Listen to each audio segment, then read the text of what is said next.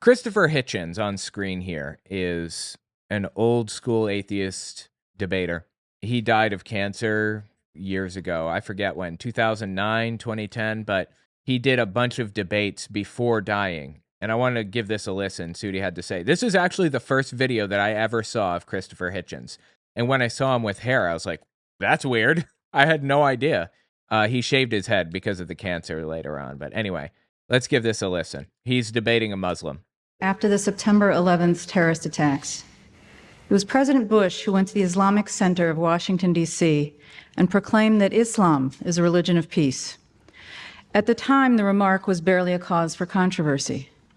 Instead, it was greeted by most as a call to civility, a note of sanity, a warning to fanatics who might consider taking revenge on some innocent Muslim women shopping for groceries in a headscarf. But now, 9 years later, President Bush is widely accused, in retrospect, of having succumbed to a momentary case of political correctness. Many people now believe that his Islam is peace remark was born either of ignorance or of expediency. It did not even take another successful act of terrorism to set off the season we just lived through, the endless summer of holy war. The instigation was a proposal to build the mosque at Ground Zero, or, if you prefer, the mosque at the old Burlington Coat Factory in the financial district. I'm not sure what that means. I mean, I live in Manhattan, and I'm confused by that. What ensued was nothing less than a referendum on Islam.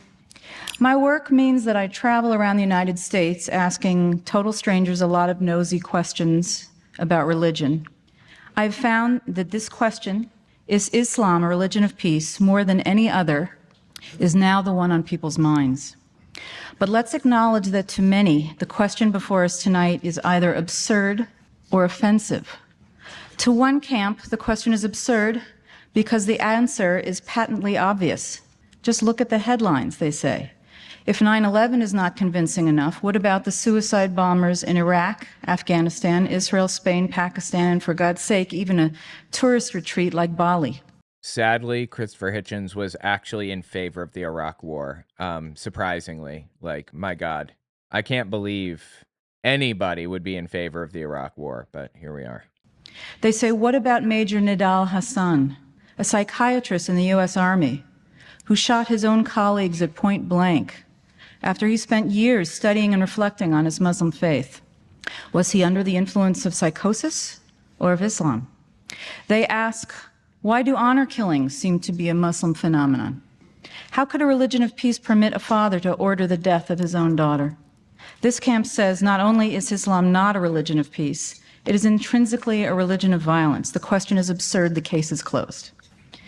Yet there are others who consider the Islam and peace question not so much absurdly obvious as utterly offensive. You know, in my opinion, I think all religions in the world at this moment, or just about many of the religions in the world today, are very violent and try to kind of spread their beliefs by the sword, if you will.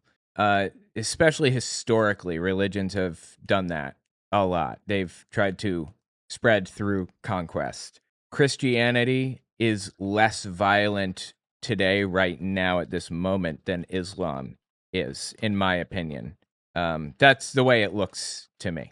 But Christianity's hands are not clean, obviously. It's moved into kind of a different phase at this immediate moment than it has been historically. Islam is still in the phase that Christianity was 500 years ago, for example, with modern technology, which makes it like that much more dangerous because of all of the censorship and all of the ways that we have today to monitor people and everything. I think that we're just in different phases, and this is a violent phase, unfortunately. I just finished writing a book titled Was Hitler an Atheist? It talks about religions during the Third Reich and how they work together. Catholics, Jehovah's Witnesses, and Protestants. And I even address the lies told by the evangelical world about Bonhoeffer. It's on Audible and Amazon. Okay, let's continue. This camp asks, how can you condemn an entire faith, a religion followed by nearly 2 billion people, because of the atrocities committed by its fringe extremists? They ask, why blame the faith when the terrorists are clearly driven more by political ideology than by theology. They ask, why do we not apply the same judgment reserved for Islam to other religions?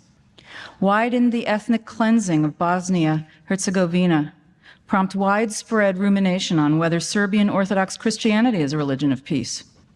When Roman Catholic priests and bishops were complicit in the genocide in Rwanda, the world did not blame Roman Catholicism, but the blame fell.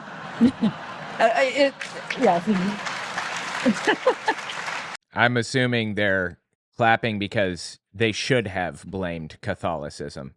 That's kind of funny. That kind of just completely defeats the point that she was trying to make with that. Yeah, some of the Catholic churches there in Rwanda, I don't know if you guys have read about the Rwandan genocide, but there were 3 tribes of people there, basically. There was the Twa or Twi tribe, I forget. They were mostly politically neutral. They weren't really involved at all. Then there were the Hutu and the Tutsi, and when the British colonized Rwanda, they believed that the Tutsi looked the most like the British. They were slightly taller and slightly lighter skin.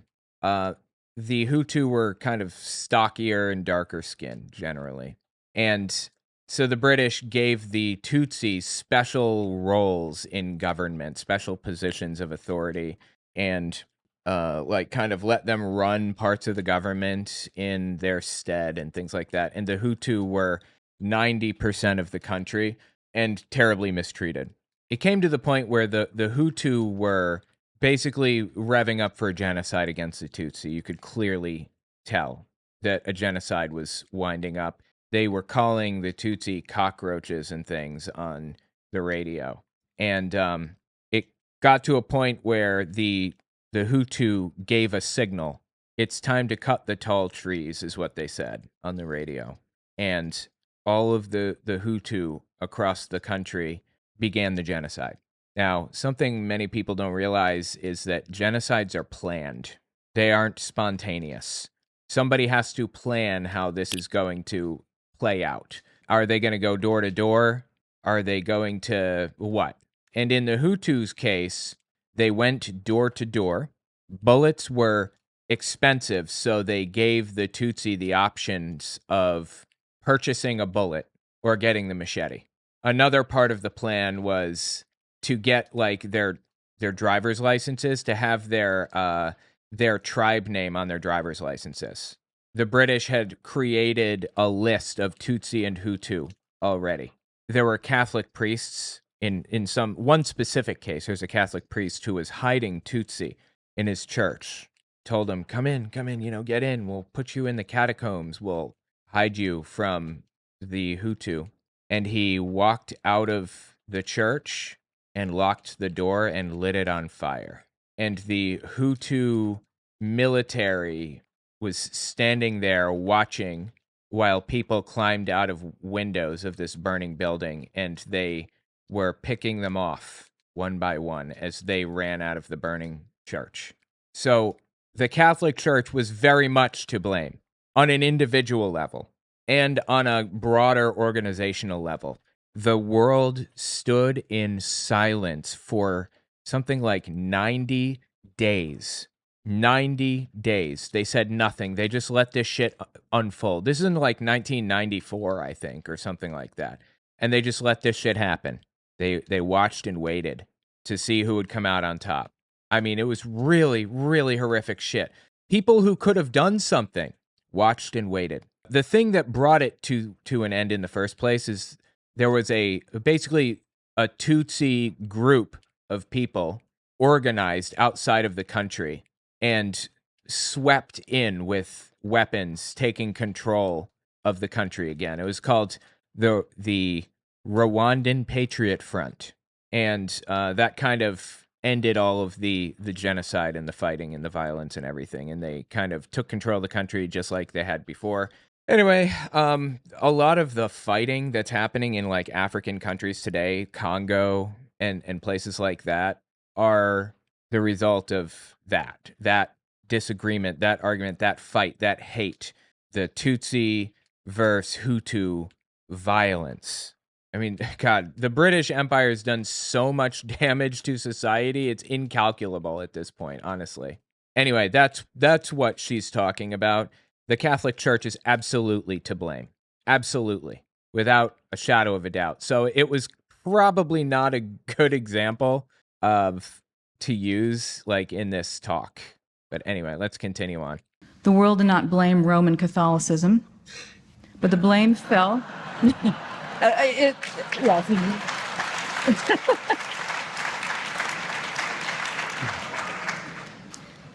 God is not great. Wow. Okay. That's an interesting thing for her to have said there. That's the name of Hitchens' book, of course. God is not great. How religion poisons everything, I believe. I read it, but it was a long ass time ago. My God, it's been so long since I've read it. But for most, God, just keep digging that hole. Keep digging that hole. except for your wide readership, the blame fell on a few rogue clerics. Why do we make such fine distinctions when it comes to religions, other religions, but not with Islam? No, she was right there. The blame fell on some rogue clerics for the Rwandan genocide, not the Vatican. The Vatican kind of basically escaped the Rwandan genocide blame-free, effectively. I mean, they weren't blameless, obviously, but I think public perception has protected the Vatican very much from blame in that one case, unfortunately. This camp asks, isn't the Old Testament laced with calls to violence as explicit as those in the Quran? Why do we explain away the warlike verses in Deuteronomy and Leviticus as a product of their time and culture when we do not excuse the sword verses in the Quran? Whether you think the question before us tonight is absurd or offensive, no matter which camp you're in or neither, or whether you think it's appropriate, I'm hoping that what we accomplish tonight is to cause every one of you at least one disconcerting moment in which the preconception you arrived with is shattered. So our format tonight will allow Mr. Hitchens and Mr. Ramadan each 10-minute opening statements, followed by a brief rebuttal. And we'll have a longer period for discussion and then open it up for questions. I hope you'll have some good ones. I have no tolerance for any interruptions, though I don't expect that, but if we do, we have ways to handle them. And also a reminder to turn off your cell phones so we're not serenaded unnecessarily. So we agreed. Very congenial. Wow, it seems like the hammer does not affect the Koopas. I had no idea. And in Mario Maker, you can stand on the balls. The balls don't hurt you. That's really interesting, actually. Differences there. Before we began, that Mr. Hitchens would begin. Thank you. Let me. They had a microphone there. I'm surprised he's standing up. I mean, why bother? Assalamu alaikum. Shalom. Welcome. It means peace be upon you, I believe, in Arabic. And it also, yeah, it's kind of a religious phrase. And they're probably laughing because it was an odd thing for him to have said there. Interesting. Welcome back to the United States. Thank you, Laurie, for your introduction. Thank you very much, ladies and gentlemen, for coming. I have to be brief, so I'll be terse. Like a number of people who are students of religion, I've spent a lot of time lately, as you should if you have the opportunity, I recommend it very highly, with Professor Dermot McCulloch's History of Christianity. Marvelous work of scholarship and literature. I'm sorry, hang on, let me write this down. What was the name of it again? Of Christianity, with Professor Dermot McCulloch's History of Christianity. Marvelous work of scholarship and literature. I've been super into reading books lately, like physical books. Not reading physical books, but like listening to the audiobook form. I found an app that gives me the ability to basically convert it to an audiobook pretty seamlessly. It's nearly indistinguishable from a human being reading it. It's AI. But anyway, I've been reading a lot of stuff as a result, and it's been super valuable for like my channel. So maybe I'll give that one a read too. Written by a mainstream believer. Extraordinarily broad and deep, in which he ponders one very important question. the only one I've got time for now. What happened to the word Christendom? Remember, there used to be such a term. It used to extend across the world. Jehovah's Witnesses refer to Christendom in a negative light. I'm not sure what the word means to regular Christians, but it was negative in Jehovah's Witnesses' minds. It was like false religion is what Christendom was to Jehovah's Witnesses. And the hope is that it would extend even further. And it was unironically used to mean those areas of human civilization, and areas yet to be civilized, of course, where the word of Jesus Christ reigned or would reign. And it's all gone. Oh, so a kingdom of Christ, I guess, Christendom? Interesting. The word is never used except historically or sarcastically now. And McCulloch doesn't say it ended because of the Crusades, though he could. It didn't. Crusades didn't kill it. Not because of slavery, mandated by Christianity.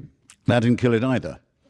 Nor the mass murder of colonial subjects in the yet-to-be Christianized world. That wasn't sufficient. So it didn't really end, he said, till 1914, when all the Christian empires of the world, Austria-Hungary, Germany, France, Britain, France is a slight exception to this, but only a slight one, and Russia, all of them commanded by Christian emperors and calling upon their subjects as Christians, went to war with each other and very nearly destroyed the whole human civilization. And that's interesting. That's an interesting perspective. In 1914, that's when World War I started. World War II started in 1939, technically. But somebody said to me a while back, World War I and World War II were the same war. And I found that really interesting. It was just kind of spread out. There was a big space, a gap in between. Germany had to regroup and take another crack at it, basically. So World War I and II, they were not fought for religious reasons, though. It was very much racism that caused it. I mean, Hitler used religious unhappiness with the idea that Jews killed Jesus. He used that to get people whipped into a blood frenzy, but that wasn't the basis of the war. It was racism. He believed that they're genetically inferior. And certainly reduced it to a point where we can't guess where we might be if it hadn't been for this extraordinary outbreak of barbarism. And out of that came the terrors of fascism and of Stalinism, of which it was the seedbed as well. Again, I don't think that it was a religious war exactly. I don't think it's fair to say that. I mention this partly because I want to maintain that there's no such thing as a religion of peace by definition.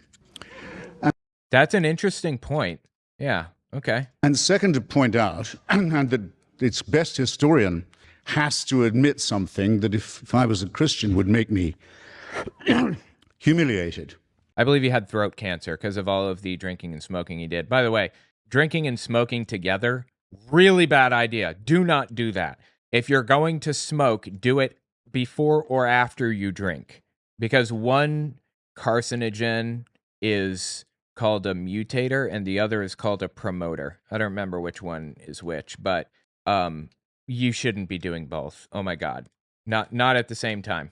But because there was another empire involved in that war, the Ottoman Empire, which also came to an end, its other name was the Caliphate, the Muslim Caliphate. It went to war on the side of German and Austrian imperialism and Hungarian imperialism, and it lost not just the war, having proclaimed a worldwide jihad against Christianity, except for German and Austrian and Hungarian Christianity, which were its allies.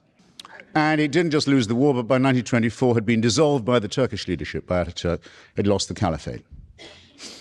And that's the only one that still has supporters. The other Christian and religious empires have all gone. But the Caliphate still has fans, not just in the Muslim world, sometimes referred to by Muslims as the Dar al-Islam, the House of Islam, but also in what some Muslims call the Dar al-Harb, the House of War. If you're unfamiliar with Islam, I believe that a caliphate is like a government. Muhammad was a political leader over anything. He was a warmonger. Like he was like a general.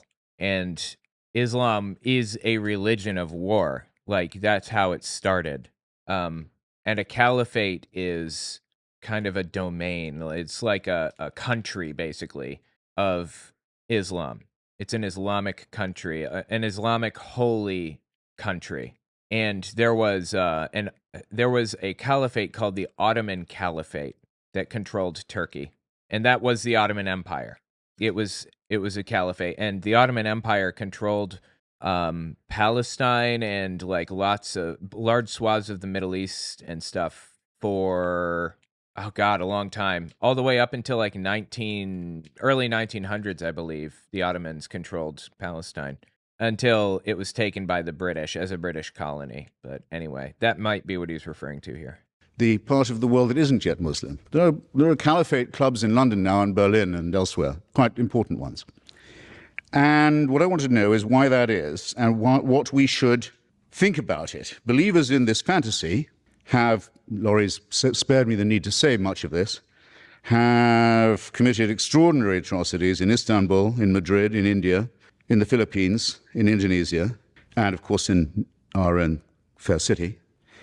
And the pretexts for it vary. They can be, the excuse for the mass murder can be that Australia has helped East Timor become independent from Indonesia. They can be that Newsweek has printed a false story about the desecration of a supposedly holy book. You never know what it's going to be next. But everyone knows to be careful about it. And everyone understands that the threat of violence that backs it is believable. And that's my opening position. Now, you will say, I can hear it already being said, you may be saying it already to yourselves because the defense mechanisms kick in.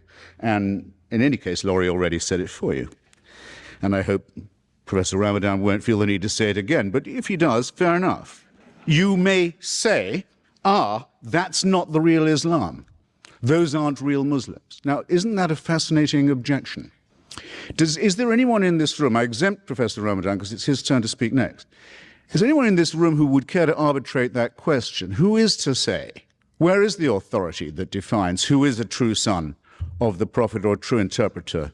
Right, exactly. In fact, Islam has split into a billion different factions based on this question. Who is the real leader? Sunni and Shia are kind of denominations or whatever of Islam, and they are split based on the disagreement over who should lead Islam. One believed that like Muhammad's son should run it or something, I forget. And the other, one of his generals, I don't remember. But anyway, the point is, every religion has its leadership crises. Same thing happened in Mormonism. I don't care about the leadership crisis. I care about what people are doing in the name of this religion. Of his work. Part of the problem to begin with, and it's part of the problem because it is a religion, is that it's perfectly true to say we don't know who the true Muslims are. How right that is. Who do? No true Scotsman fallacy. Whoever claims the title of Christian is a Christian. It's a self-ascribed, it's an identity, it's a personal identity.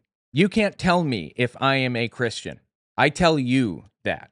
Who does speak for it. Only the second problem with defining Islam as peaceful, only the second problem with defining it as peaceful has to do with the fact that it's highly fissile and highly schismatic, that there is a civil war going on within it, the religion of peace. As we speak, at least one civil war between the votaries of this religion of peace is already taking place, and some of it is exported outside that world into ours, very salient fact. The first reason, though, is this. Islam makes very large claims for itself. Very large claims indeed. It claims to be the last and final religion, the last and final revelation. When you see bumper stickers, everyone says you can't reduce major things to a bumper sticker. It's not my idea to have bumper stickers saying Islam is the solution. It's a well-known slogan, actually, of parties associated with the Muslim Brotherhood. They say Islam is the solution for everything. It takes care of all your life and the one to come. Sexuality, political economy, banking, diet, relations with other religions. Yeah, there's a name for it. What the hell is it called? It's a very totalitarian belief system. It controls your life totally, every aspect of it. Christianity tries to be like that also, but really Christianity, when it started, it wasn't intended to be a totalitarian religion. In fact, it was a lazy man's religion. That's why it spread so quickly.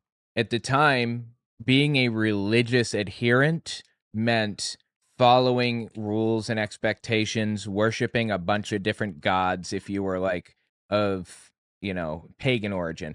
If you were Jewish, it entailed following like a billion laws, quote unquote, like the 613 commandments to be exact, cutting the tip of your dick off and stuff. It included all of that. Christianity comes along, and Paul in Galatians 5 explicitly says, do not cut off the tip of your anything. Or if you do, you'll have to follow all of the rules and expectations. He was trying to differentiate between Judaism and Christianity, trying to prevent people from kind of incorporating Jewish expectations and rules into Christianity. So it was a lot easier to be a Christian. Being Jewish, or what they knew as pagan, were complicated and difficult, but Christianity was the lazy man's religion. It was an easy way out. You could just profess to be a Christian, just believe in Jesus. All those who profess his name will be saved, basically. And as a result, it spread really fast through the region.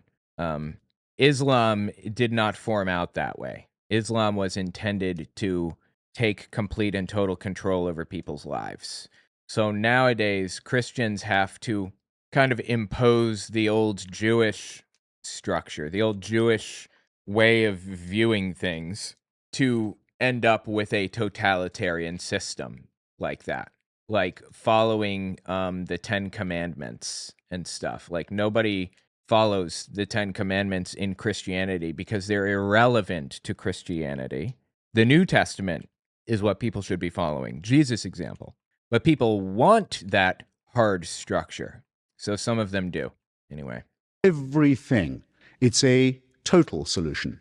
What is creepy about the word total? I hope I don't have to tell an audience like this. It's the first 5 letters of the word totalitarian. It's absolute. It's absolute. It's all-inclusive.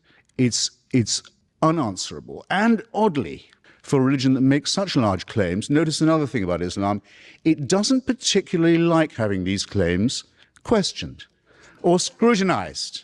In other words, just as there is with all religions an inverse relationship between the claims they make and the evidence they can produce for them, you must have noticed that. With Islam, a younger religion, and perhaps therefore more in its first flush, there's an extraordinarily strong willingness to say that any challenge to its absolutist claims is by definition profane. And profanity and blasphemy can be the antecedent to very severe punishment, and often are, for Muslims and for non-Muslims. And this is not a road of peace, in my submission. Again, religion is used as a control mechanism, always has been, by world leaders. You can see it today. Like, U.S. politicians use Christianity to manipulate and control people, for better or worse. Whether that's why it was created is a completely different conversation, but it's used for that, right? The point is, you don't want to live under one of the systems where Christianity, or where any religion, is like the overwhelming force, because it inevitably gets extreme and real ugly when you live under a system controlled by a religion, whatever it happens to be. Thus my first point completed. The claim to govern everything from hygiene to sex and the afterlife, which contains detailed prescriptions for the good and bad versions of itself, again strikes me as somewhat totalitarian, and they're both based upon 2 very, very questionable and not very peaceful concepts. One is the idea of a perfect human being, the Prophet Muhammad, and the other is the idea of a perfect book, the Quran, the recitation. Now, the category perfect human primate or mammal, and the category flawless book that could possibly not use any kind of change, revision, or editing, are categories that do not exist. There are no members of these categories. Therefore, any challenge to this faith is bound to lead to heresy and to schism, and does. And just as all forms of absolutism and totalitarianism, leader worship and revealed truth, unalterable text, always do, because they can break, perhaps, but they cannot bend. And thus the latent potential of violence between them, among them, as well as within them, is very great. And at any moment, someone is in danger of being accused of being an apostate or an unbeliever. This week, the Coptic Pope of Egypt, Pope Shenouda, who represents 10 million Egyptians, was hustled. Yeah, Egypt, as it turns out, I didn't know this, super Christian culture. Oh my God, they're so Christian. And it's an old version of Christian called Coptic Christian. They have like their own writings and everything else. Pretty interesting, actually. But yeah, it's a very Christian culture. Coptic Pope of Egypt, Pope Shenouda, who represents 10 million Egyptians, was hustled onto Egyptian TV. He's not asked on all that often. I don't think he was even asked on this time. I think he was told he'd better come on. Why is the leader of Egypt's huge Christian minority suddenly compelled to make a TV appearance? Because one of his bishops had said in an interview that he thought that some of the verses of the Quran showed signs of having been added later on and to have been later accretion. And Pope Shenouda was forced onto the television to say, it's not that that didn't happen, it's it couldn't have happened. It shouldn't even be discussed. So that it has to be claimed even by non-Muslim subjects of a Muslim state that there is, after all, because no Christian claims this about the Bible anymore, no Jew claims it about the Pentateuch. After all, yes, there is just one book that's completely word and letter perfect from the first time it was not even written down, but recited. Now, demands that you believe the impossible do not lead to peaceful outcomes, nor do they lead to peaceful or tolerant regimes. And I'm not going to ask you which Muslim country you would like to live in. I don't know whether Professor Ramadan will tell us which one he would pick if he had to, because I don't have to ask you a question like that, because it's already in your mind. Can you wind up now? Yes, I can. I can, yes, and will. Shall, in fact. He's interesting. He's an interesting speaker. You know, he's not just famous for doing atheist stuff. He worked for Vanity Fair, I believe, and had some really fascinating pieces. Like, he did a bit on waterboarding once. He was pro-Iraq war. Hitchens was, surprisingly, very pro-Iraq war, and decided to be waterboarded. He decided to get waterboarded. And I've covered it on my channel before if you want to see it. And probably Hitchens waterboard Telltale or something. But he was waterboarded and came to the conclusion that it is, in fact, torture. It is torture. It isn't torture light. And it's not a sensation of drowning. You are drowning. Like, water is coming into your face, your mouth, and your nose very slowly. You're being drowned. That's what they're doing when they waterboard. So anyway, it was fascinating. He's done other stuff. It's not just his atheist stuff that's made him famous, is the point. It's a bunch of other shit. Sexual repression doesn't lead to peace. The idea that women are inferior to men is a profound cause of unease, let's say the least of it. All religions make some form of this claim. Islam seems to make it less apologetically than most. Claims that the world will come to an end in an apocalyptic form, which will lead to the victory of one religion or another, are not peaceful either.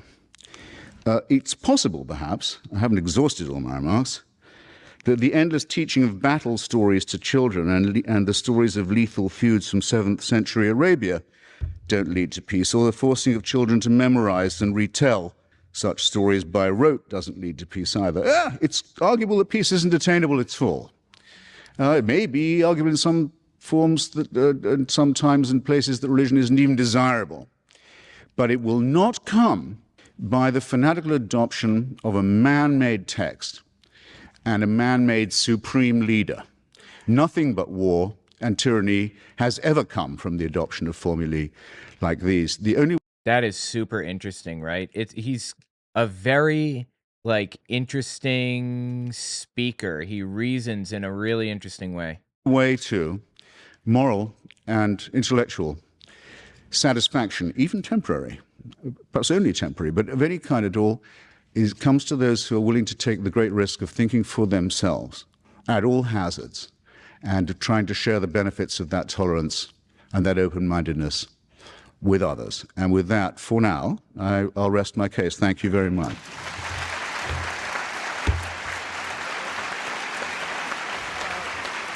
Just 12 minutes for yourself.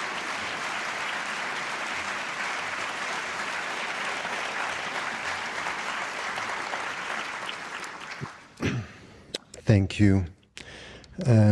First, thank you for this invitation here this evening. And I really also want to thank once again Oxford University Press for organizing my visit here in the States. And I won't forget ACLU and others who helped me to struggle for my rights. ACLU helped him. Interesting. Okay. So for being here in the States and being able to speak, to listen, and to contribute to the American debate or the Western debate. And I know that among us, Jamil Jaffer is here, so I want to thank you again for this support. Let me go straight to some of the points, and I'm not going to respond straight away to some of the claims, on all the claims, but during my talk, as it is the introductory speech, let me highlight some of the points. When I got the question, of course, as a Muslim and as a believer, but as someone who is coming from within the realm of religions, it was quite clear that to put it that way was not the right question to ask. Is Islam a religion of peace, or is Christianity, or is Judaism, or is Buddhism a religion or a spirituality of peace? Doesn't mean anything for me. It's not the right question. It's not the accurate question. Not because I think that there is a good Islam and the right Islam, and there are people who are acting in the name of Islam who are not representing what Islam is. This is not my point. I never said that, by the way. But the point for me is really to try to deal with a phenomenon, with religion from within, and to try to understand the dynamics and to understand the trends and to understand. Holy Christ, bro. This is really difficult to get that. Damn. Wow. That was really hard. Phenomenon with religion from within, and to try to understand the dynamics and to understand the trends and to understand the diversity. So just to essentialize one religion by saying it's all about war, it's all about peace, and even, said by George W. Bush, doesn't mean anything. Yes, I agree. So he says, saying that a religion is all about this or that at all, whatever it happens to be, is kind of ridiculous. I agree. However, we can draw some conclusions from things, right? Like, how many people claim responsibility for terrorist attacks and have like reasoning based on your religion? If 80% of terrorist attacks in the United States were claimed by MAGA for MAGA reasons, I would say it's not fair to characterize like everybody in that group as a terrorist, but it's absolutely fair to point out that a lot of terrorism comes from that group, and it tends to be a fairly violent group. I wouldn't like prejudge any one person based on whatever. But when these people are telling us what they believe and what they want to do and everything else, and overall, statistically, they are most likely going to like commit terrorist attacks, that's where I draw the line. That's a problem for me. And this is all right, I'm sorry, let me just say one more thing about this. This is complicated because being prejudiced against somebody is wrong, naturally, period. It's wrong, full stop, right? Except when this person is telling you, I am taking on this set of beliefs, I think these things, and I agree with these people, it's not really prejudice anymore, right? Like, if I see a black person, I say, oh, they're going to steal money from me or something. That's prejudice, and it's ridiculous, and it's not based in reality. It's not fair. But Christians are telling me I am part of a group that believes that being gay is evil. I'm not making any assumptions about them. They are giving me this information.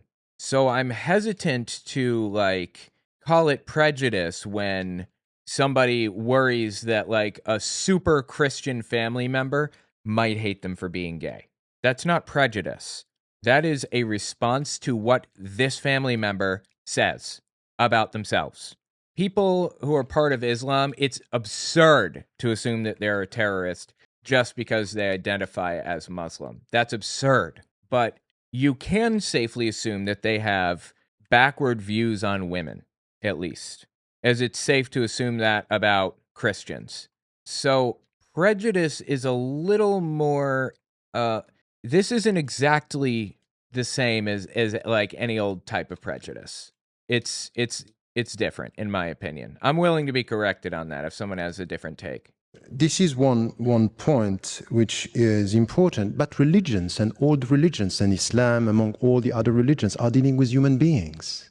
And if you deal with human beings, you deal with violence and you deal with peace. You deal with violence because human beings, by definition. Yes, that's true. But we can look at demographics and see if like a belief system produces more violence than others. Like MAGA. If there's a population that's very, very, very MAGA, I think I would expect more violence out of it than a population that has fewer MAGA nutcases in it. It wouldn't surprise me to find a lot more violence, a lot more terrorist attacks and stuff, the more MAGA nutcases are in a demographic of people. So there's some nuance here, right? Have to do with violence. They have to deal with aggressivity, with wars. And to expect from a religion not to tackle the issue is just to dream of something which is not going to happen. All the spirituality, go for Buddhism or go for the Bhagavad Gita, you deal with violence. So I guess this came out October 5th, 2010. this is it. Now, what is the answer coming from religions and from trends when it comes to violence and to peace? This is the right question for me. Do we have something which is coming and helping us to go towards peace? This is, for me, the right question. So now... Do we have something that moves us toward peace? That's the question. Interesting. Okay. Once again, when I have people speaking from outside, and it's especially the case these days when it comes to Islam, is we speak about Islam and we speak about, something which is a religion that is perceived through one window or through one interpretation, and we very often take what is visible through the media. But Islam is as complex as Christianity and Judaism and Buddhism and Hinduism. It's a diversity of interpretations. Yeah.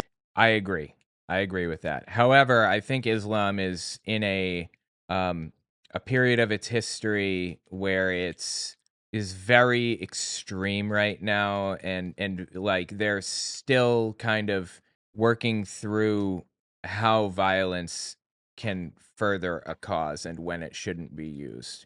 Christianity, by and large, went through that phase already and kind of, exited. I believe, though, hesitantly, I might speculate that maybe Christianity has killed more people than Islam up to today. Maybe. I don't know. I'd have to see statistics on it. Yes, you are right. The Quran is for the Muslims the very word of God. But many interpretations and many ways of dealing with the books. The problem is not the book. The problem is the reader. Is the way... No, we have only 10 minutes. So... The problem is the reader, not the book. Yeah, but the book... All right, as they say, religion can make good people do bad things. And it enables bad people to do bad things. Religion doesn't cause people to be child abusers. However, it is created an environment in which it's easy to get away with abusing children as a priest because of priest penitent privilege. Is that the term I'm looking for? I think that was the term I was looking for earlier, priest penitent privilege, where you can't talk about what's happened in your life or whatever, or in other people's lives.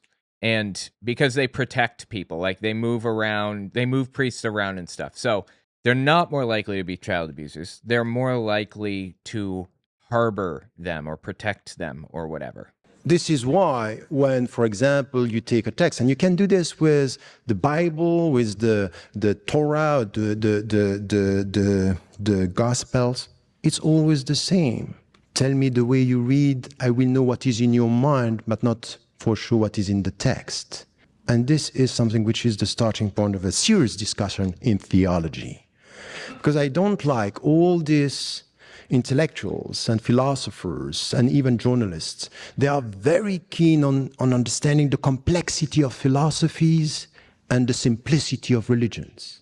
That's not right. And the one to blame sometimes are the religious people themselves, because the way they present their religion is something which is all of dream and hopes and not dealing with the reality, which is a complex reality. And this is where I think we have to come to a better understanding. So very often when I deal with such topics, I just have to start with the very beginning. We want to deal with the religion, let us speak about religious issues and religious understanding, not to avoid the starting to just to come to newspapers and headlines.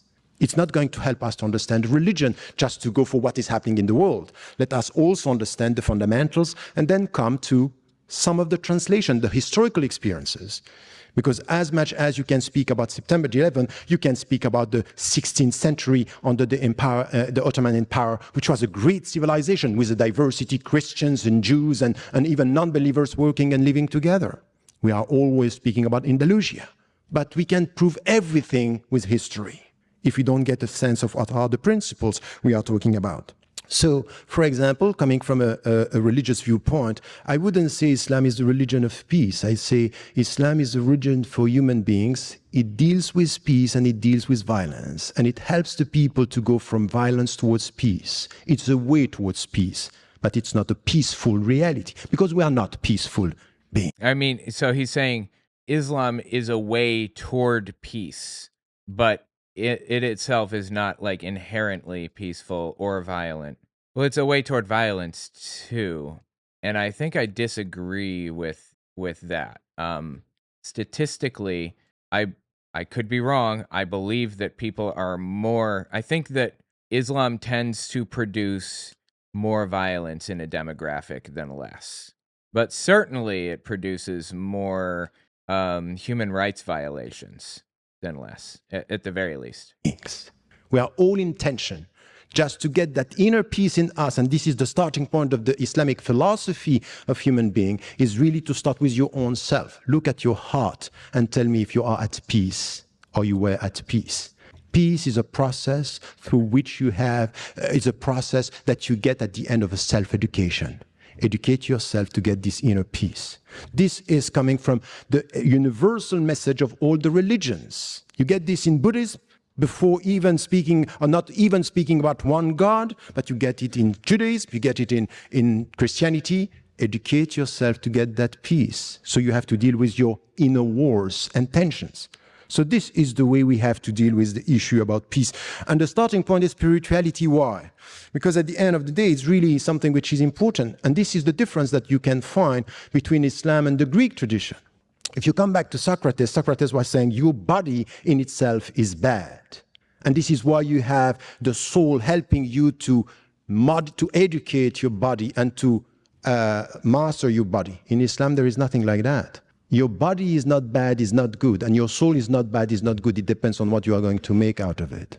It's your responsibility because you are free. Your dignity is in your freedom, and you have to use your freedom to make it bad or to make it good. Take the good decision for your body, that's good. Make the bad decision, that's bad. So it's all a question of educating yourself with your own body. And it's exactly the same when it comes to the understanding of the world. So, dude, I have to get a key in this, I believe, and I don't remember where the key is. This is Wario for the Virtual Boy. So this way towards peace, it's based on education. It's based on a spiritual way of dealing with yourself. And you know what is the meaning of that?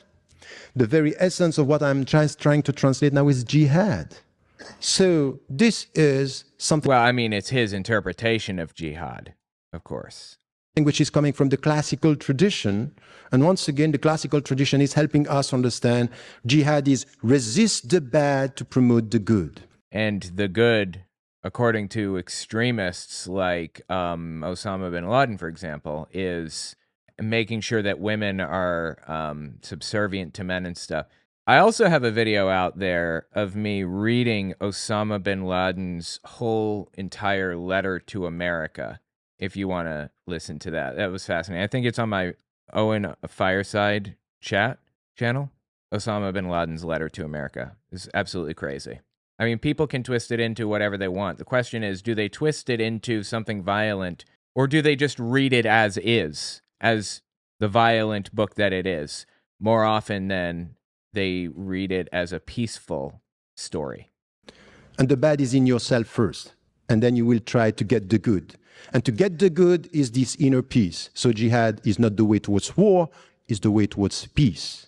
Because you have, as a human being, intrinsically to deal with your inner wars and inner tensions. It's exactly the same in the world, that what we have to do, you will find something which is the will of God. What is the will of God? Diversity. He made you tribes and nations in order for you to know each other. But you know the risk of diversity? It could be lots of knowledge and potential wars. So you have to educate yourself to live with others and with this diversity to know each other.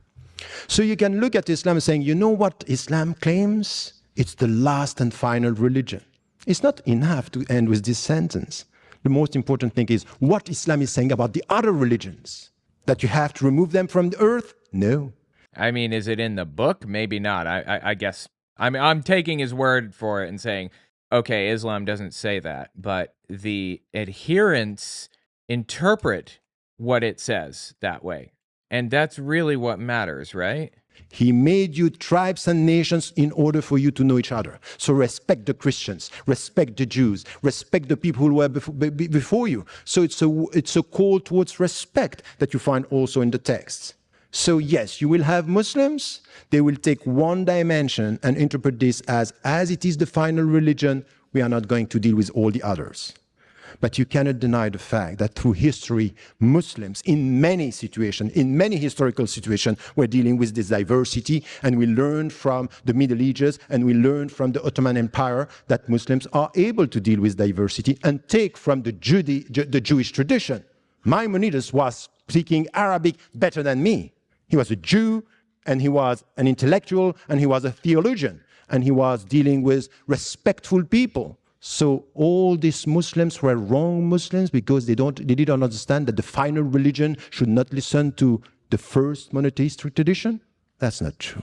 You cannot reduce this in such a way. It's too simplistic to represent what a religion is and what a history and a historical experience is. Again, I think Christopher Hitchens' point is that all religion is violent. Islam is not an exception to the rule. And I think I agree with him on that. Like, religion makes good people do bad things, and it enables bad people to do bad things with an excuse. So there's that. So this is for me something which has to do with the diversity that we have, that it's rooted in the Islamic tradition as well, in the classical tradition that we find it. So when you deal with diversity, know that you need to promote, and it's out of your personal education, mutual knowledge to get respect. But you also have to deal sometimes with oppressors and people who are going to try to take over, and you have to resist. And this resistance, in order to reform the world for the better, is the very meaning of jihad. Now, once again, I will never deny the fact that some Muslims, some theologians, in history and now, are using some of the verses in a way which is, for me, unacceptable. And you know, I go even further than that. Just after September 11, when I was invited by Time, I came here and I was asked about this. I said, you know what, it's not only not good and not Islamic, it's anti-Islamic what they are doing. Again, you can say it's anti-Christian to hate gay people, and that's arguable, but you know, Christianity is what the believers make of it, and they're making of it like pure unadulterated hate. So that's what Christianity is, you know. So I don't know that it's fair to say that. And it is really interesting. It's interesting to hear like the arguments like this. Tell me what you think about it in the comments.